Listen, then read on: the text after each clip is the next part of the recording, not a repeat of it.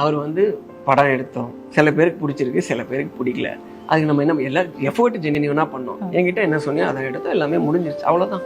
Okay, next time பண்ணும்போது நம்ம வேற மாதிரி பண்ணிக்கலாம். அதுக்கு எப்படி பிடிக்குதா எல்லாருக்கும் அவ்வளோ பண்ணிக்கலாம், அவ்வளோதானே அப்படின்னு நான் கூட அவர்கிட்ட கேட்டேன். சார் நீங்கள் ஏதாவது என் மேலே கோவமாக இருக்கீங்களா அப்படி கேட்டேன். அப்போ நான் எதுக்கு கோவமாக இருக்க போகிறேன் அப்படி கேட்டார்.